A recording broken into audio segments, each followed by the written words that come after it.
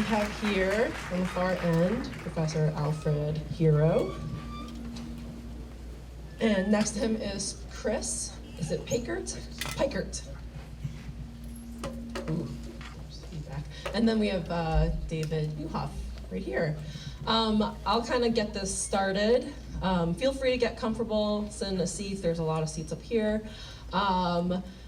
When I do these science on screen films, coming from like watching a filmmaking, and if it's a good story, if the acting's good, the editing, looking at it critically like that, the film is really fun for someone who enjoys watching film. There's a new thing now where they're mixing documentary with dramatic reenactments, and some films do it really well. If anyone saw American Animals, that was done really well. And I think this one was done really well too. It's a really fine line when you have someone acting as a person and like they're really trying to commit to it. And then the second part of the challenges of programming these films is hoping that the science is close, or how they portray it is close.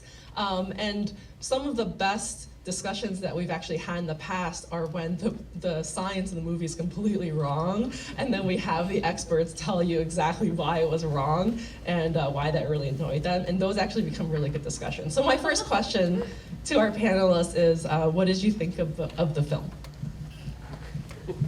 Well, I thought the science was good. I mean, mostly they were the people, those were information theorists, those were actual information theorists, Andrea Goldman and Goldsmith and Bob Gallagher and Alec Vardy. They really know what they're talking with. I disagree a little bit with the idea that Shannon didn't tell us how to make good codes.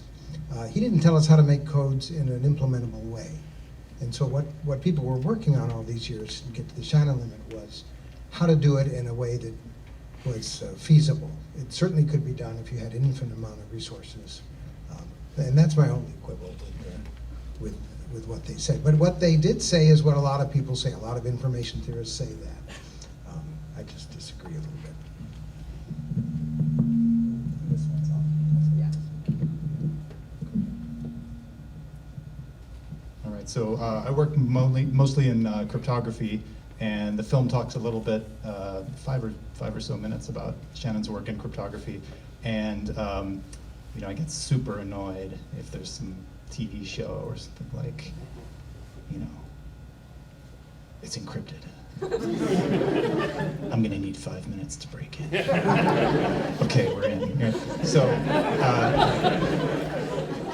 but the film actually shows when Shannon is bored, hating his job on the missile launch work, he's actually doodling and doing some of his cryptography work there, and that's accurate.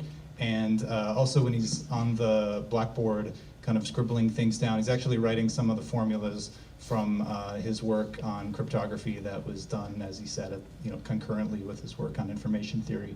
And you can kind of see him doing some cancellations, and like, these are the same cancellations that I do in lecture 1 of cryptography class. And so actually they nailed it. They got it just right. And I really like how the film told the personal story together with the technical story of what was going on in his career, in his play, and in his life all at the same time. It was, I think, exceptionally well done for such a technical topic. To add to your remark about how to find the codes, so yes, he shows in his paper that these codes exist, and he gives a way that's completely infeasible for constructing them, but it's even more than that. He shows that these codes, finding one of these codes that reaches the Shannon limit is like looking for a needle in a haystack, but the haystack is almost entirely made of needles, okay? And still, how do you find a needle in a haystack that's almost all needles? The problem is you don't have a way of telling whether a thing is actually a needle or a straw of hay. Okay? So that was the problem that he kind of left to be solved, and it took, I don't know, 20, 35 years or something to be solved, but how to actually identify when you have a needle, even though they're all over the place. That was nice. I thought the film was quite accurate. I thought there was too little emphasis on the mutual information, the relative entropy, that played a primary role in his definition of the Shannon capacity. It was not mentioned in the film. And I think possibly, maybe I'm overthinking this, but possibly because one of the punchlines of the film, which I think is correct, is that the key insight of Claude Shannon was that you didn't have to account for meaning in communicating over a channel. And accounting for meaning, of course, means that you have to account for the nature, behavior of the source that you're communicating. So if you actually had to account for that, we'd need a different cell phone for voice and another one for text and video and so forth. But in fact, relative entropy brings in the meaning. Because mutual information is relative entropy relative to a completely independent source, product of the marginals in the parlance of information theory, that particular mutual information is independent of meaning. But there have been many, I think, derivative advances that use Shannon's entropy and relative entropy to characterize the relative meaning of a particular compression relative to a particular source. In fact, today, the big thing in AI now is our generative adversarial networks, deep learning, which depend critically on this relative entropy concept that goes back to Shannon. So it's not so much any inaccuracies. I just thought there were a few things that were perhaps underemphasized for effect. Yeah, I think that's the challenge that filmmakers always have, is how much information to tell people about in a way that they can understand it. At a show of hands, real quick, how many of you have not heard of Claude Shannon before? All right, so that's what you're dealing with. How many of you belong to either attend or belong to the Department of EECS? All right, okay. So I think some people who are in the department did not know about Claude Shannon. So shame. Oh, you guys have a statue? Right outside the EECS building, there's a bust of him. Oh, somebody's not going to class. Someone's not paying attention. So I'd love to open it up to questions. Just raise your hand. I will try to get it in the right order. To kind of kick it off, I always like to ask a question, so give you guys some time to think of your really insightful. Ooh, we already have one, never mind. So, reaching the Shannon limit, was the obstacle mostly technology or imagination, or what was getting in the way of reaching this? So her question was, I'm going to repeat it because other people might not hear, but reaching the Shannon limit was the obstacle technology, or what was the obstacle to reaching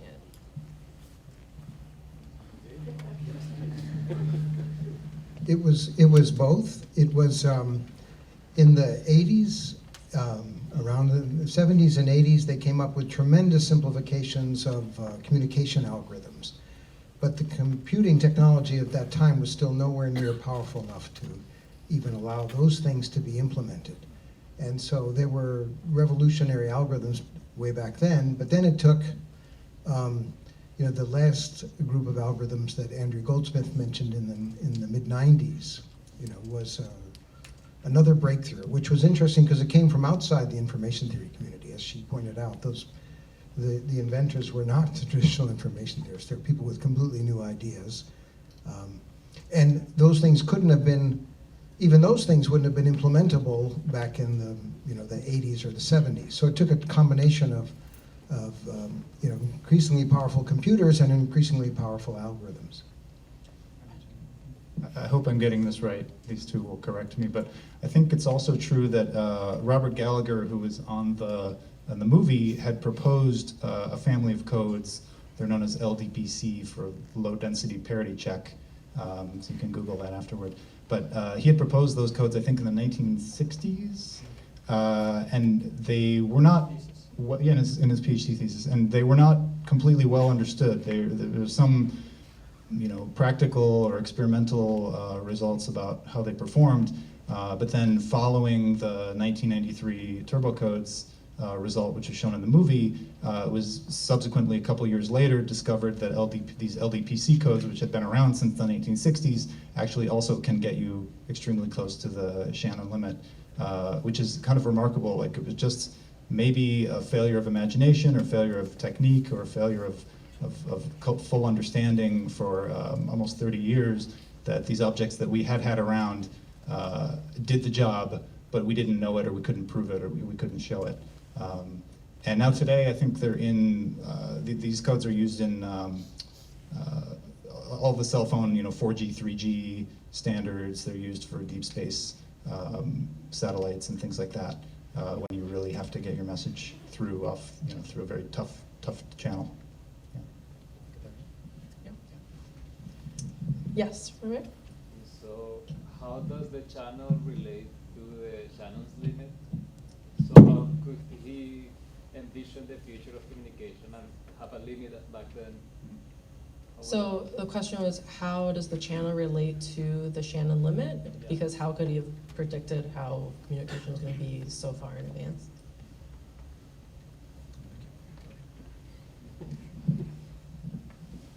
So one of the important things that was emphasized was that he, in the movie, I think, was that he developed this universal theory. So every communication medium can be modeled as a channel.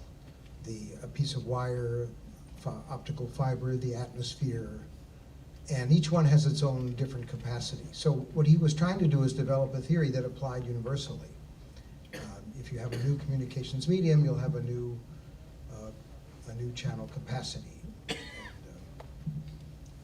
So he wasn't trying to foresee what channels people would be using, just techniques that would allow you to tackle whatever channels happen to arise in the future. That answer the question? So in that case, the Shannon capacity is a function of the channel itself? That's right, Okay. it is. And when they say that they achieved a capacity, there are a couple channel models that sort of predominate, and they achieved capacity for those models. There are other channels where they haven't yet. Right up there? Yes, I'm more interested in the psychology of this process than engineering and mathematics. His life was very much characterized by playfulness, by fun. He didn't really care much about making money off of inventions, and he was just enchanted with the process. Is that, in your experience, typical of such people? So the question was about the psychology of this, that Claude Shannon was very curious and playful and whimsical, and the question was if this is common in people in this field, I guess? I think it's uncommon. People don't get tenure. They don't end up in influential positions if they don't have that reliability factor that yields to stress, and that then leads to extinguishment of creativity. So my view is that Claude Shannon benefited enormously from his complete carefree viewpoint on his career and on the impact of his work, that it was purely curiosity that drove him. And I think, things that he didn't care about, he basically just didn't pay much attention to. Right here, I have his undergraduate transcripts. I also have his application to the University of Michigan from Gaylord High. I'm not going to share this, it's confident, yeah, that's right. But it's a prop. Someone take a There it picture is. of him in. And what is remarkable about his record, both in high school and here at the University of Michigan, is this inconsistency, if you like, of excellent performance across the board. There was an English requirement at the University of Michigan. You had to take 5 different courses in English. In one of them, he got a D. But he scored in all of his other classes, physics, biology, mathematics, of course, all the electrical engineering classes. He was, straight A or B in a few cases. He was also, which was a surprise given the allusion to his desire to avoid the draft, was that he was a second lieutenant in the RTC when he was at the University of Michigan. But in his first semester in military history, he didn't get a very good grade. So I think that this is the kind of thing that really separates a true creative and unfettered mind from the rest of us. That carefreeness and a complete devotion to what happens to be the most valuable for curiosity's sake. Just to add something to that, I agree, extremely uncommon. One thing that, two things in the film that really stood out to me from the psychological point of view or the process of his work and play were when Robert Gallagher was talking about when he was young and inexperienced and kind of intimidated by this guy and came to him with a problem and it was too complex, and Shannon said, well, what if we take out this part, and what if we take out this part, and what if we did? And now it becomes very simple, and they get an idea and they put this back together, and it all comes together just perfectly.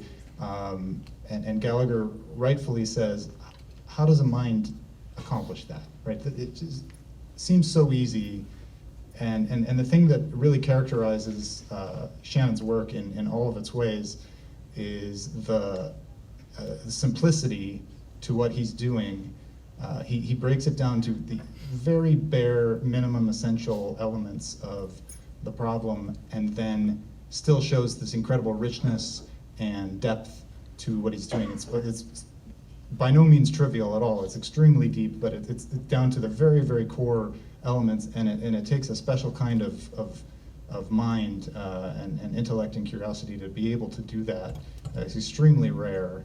Some people thrive on the complexity, or just, the first thing that comes to mind, they kind of just bear through it, right? But he just has this way of putting things so elegantly. And then he also says in the film, I hate writing down, things. That's why it took so many years to write down information theory. And I hear that, and I just go, you got to be kidding me, man, because when you read the papers, they are models of just perfect clarity. I mean, read his paper on information theory, read the first 5 pages of his work on cryptography, and it's just transcendent how perfectly he can express the ideas, these deep ideas that nobody had ever articulated before, never come up with before, completely new and original, and just express them so beautifully and clearly and concisely in a way that really gets the measure across. And it's like, okay, you don't like writing, like, you're killing me here.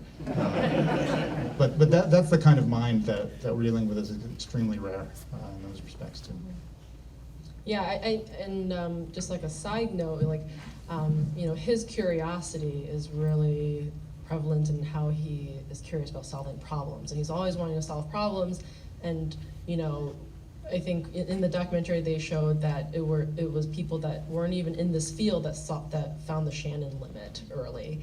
And nowadays in like software companies, they are hiring like humanities majors to help solve these problems because they come at it with a different point of view. They're not so like deep into all the details of it. They just kind of look at it and be like, well, what if you just did this? And they're like, that's a really good idea. So I feel like there's probably a lot of that too. And he just didn't know. He was just curious and having fun. Yes, back there. Yeah, how much of his original theoretical ideas, including things like entropy, are involved in developing new communication systems? So the question was, how much of his original ideas was it? Yeah, and including use of entropy Including entropy. for communication. In the development of new communication systems.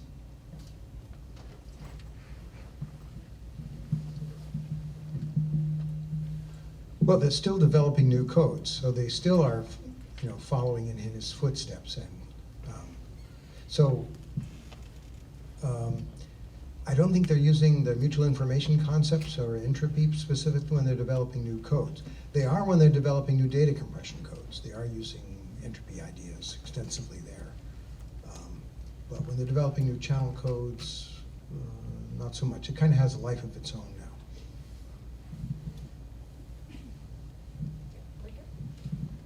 So I noticed an interesting shift of his research interest between the theoretical side and practical side.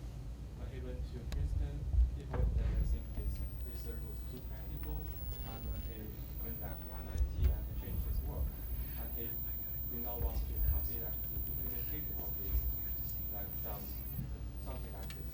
But do you have some comments on this, like shift, like which he find a balance between like these two directions of the research? I think the question was, if, to simplify it, is if you think that he found a balance because he kept jumping back and forth between theoretical and practical.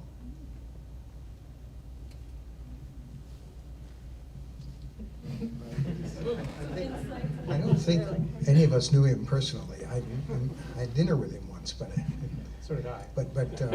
didn't really know him personally. So I learned from the movie about the Princeton experience. So I really can't add much. But yeah, so did his first wife. But I would like to add that I think one reason the movie is so good is that this book called A Mind at Play, that was written by the two authors, Jimmy Soni and Rob Goodrum.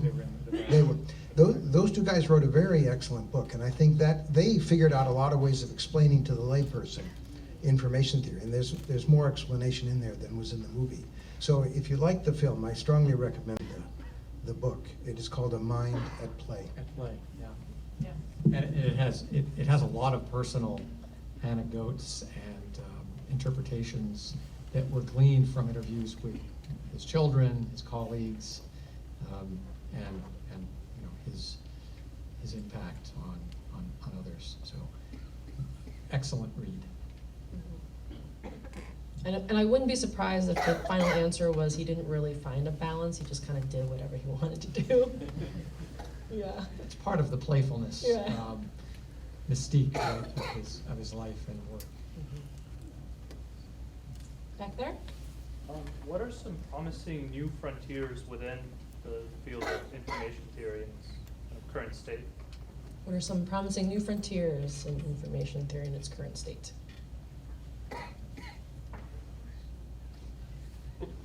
Anything you guys working on? So I don't work in core information theory myself, but I do know that one of the basic issues with Shannon's theory is that it's asymptotic. And so it holds in the limit of very, very large block length, like that is lots of delay. Now in practice, that hasn't proved to be a limitation for our present latency tolerance, that is our tolerance of delay. In the future, as we look at autonomous vehicles that are controlling their trajectories at 60, 70, 80, 200 miles per hour, perhaps in the future. They have to make immediate decisions and communicate those to the network. And perhaps there, this asymptotic regime may not be sufficient. And so there are people that are working in what's called finite block length information theory, and versions that don't require this sort of ideal situation of infinite delay. I think that that's one area that it's very tough. We had a colleague here, Timos Teneketsis, who contributed to that area, who retired last year, applying methods of stochastic control and other fields to try and advance the theory. So the ideas are coming outside of information theory to try and create momentum in that area. So one other frontier that's potentially interesting. So in the film, it showed what a channel is, and it said the channel can, insert noise. So what that means is it may flip a 0 to a 1 or a 1 to a 0, and introduce an error in that form, and then the receiver has to recover the intended message. Now that's not the only thing that can actually occur in reality. I don't know if this was in Shannon's original paper, but relatively soon after, people started to conceive of, well, what about a channel that might delete bits? Okay, so instead of sending the 0 at all, it just takes it out. Right? It doesn't flip it to a 1, it just takes it out. And then what can you do if there's a channel that deletes maybe 1% of all the bits, or 0.1% of the bits that are sent over it? And for a long time, very little was known about this. How to do coding? What is the analogy of the Shannon limit on that? I think some initial works were done in the 80s. My colleague who's in the room, the office next to mine, had a big breakthrough a couple years ago on exactly this problem and getting some improvements on what we can do for these deletion channels, is what they're known as. But that's kind of still very much wide open as a field. I should also mention that one of the people that was featured here, our colleague David Say at Stanford University, has effectively abandoned communications about 6-7 years ago, and applied information theory to biology. And that's his primary area of inquiry, which is, I guess, consistent with the PhD thesis of Claude Shannon on genetics.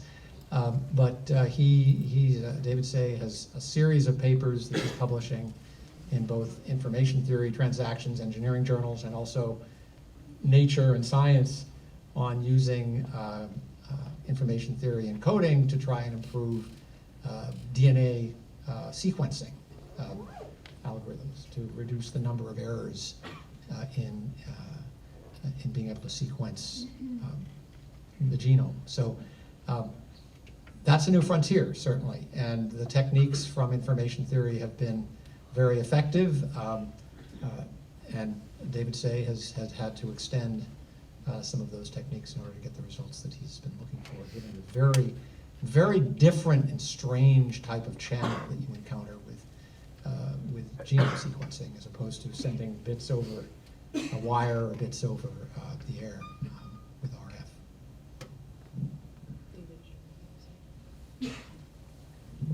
I'd also add that Shannon focused on what is commonly called single user communications. One transmitter, one stream of information, and one receiver, one listener.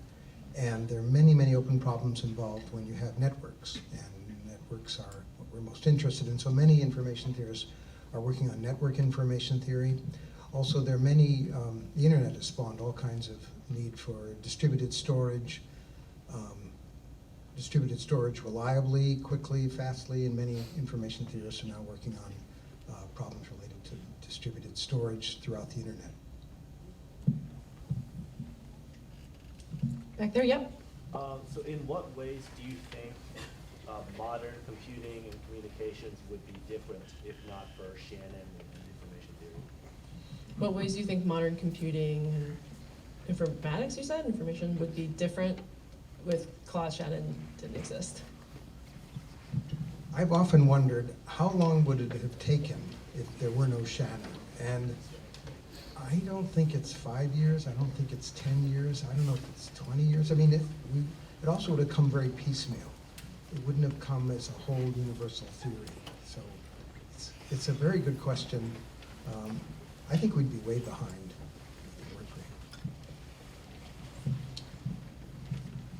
for him.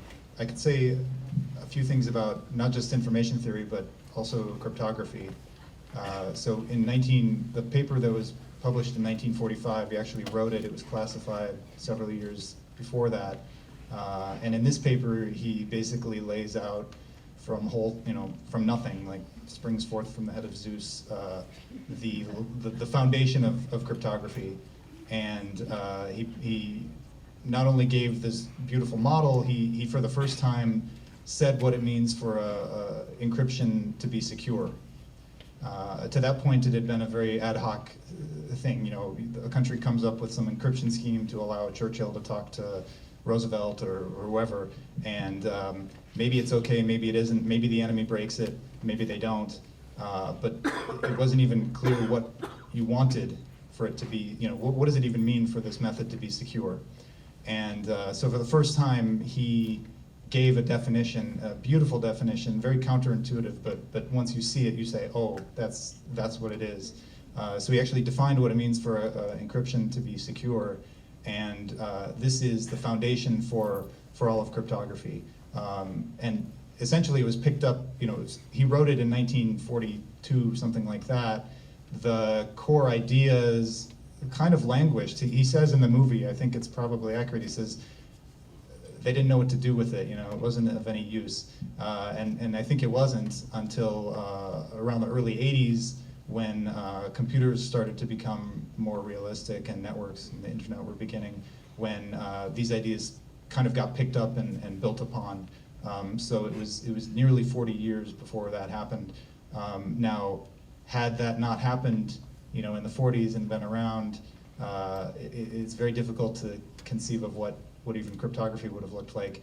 But maybe we wouldn't have needed cryptography because we couldn't send, messages anyway. So it's very difficult to imagine what anything would have looked like. You can say the same thing for artificial intelligence, like chess playing. Like he wrote the first paper on all the techniques that are, used as the basis for all chess playing programs and AI and all kinds of other things. So just a really remarkable mind and number of contributions across so many areas. It's very, very difficult to answer such a open-ended question, to try to predict what the world would look like today without the presence of any one of the scientists who contributed to technology. But I think that from my perspective, what really made a difference is perhaps less the particular inventions that that came out of Shannon's work.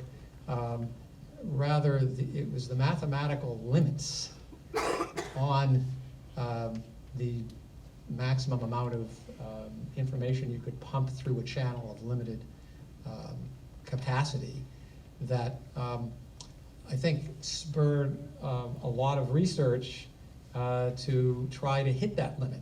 If you don't know where the limit is, you don't know when to stop.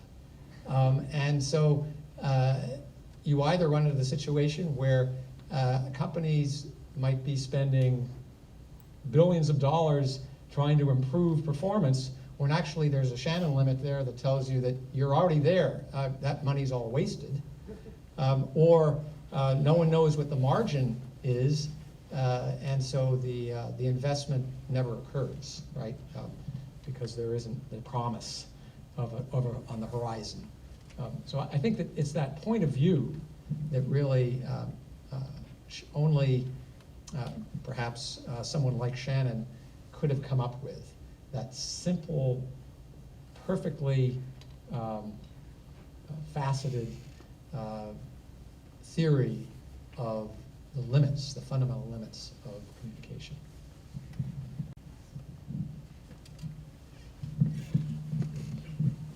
Any other questions? So if I want to take a plane, this is going to be shown again? Yes, so we have plans to show this film again. We're looking for dates, available dates next month. If not next month, in March. If not March, April. But everyone here will get an email on if we're going to show this again. But also remember General Magic, February 5th. The one after that is actually going to be about gene editing. It's called Human Nature, and it's going to be about the CRISPR that was done to edit gene. A lot of you are nodding your head, so you should come to that one too, because that will have a really good Q&A as well. Well, if there aren't any more questions, I'd like to thank our panelists. I'd also like to thank the Electrical Engineering and Computer Science Department for sponsoring this film. A lot of the students here were able to attend here for $3 because the department's footing the rest, so thank them. And I hope to see you guys again in like 2.5 weeks. Thank you.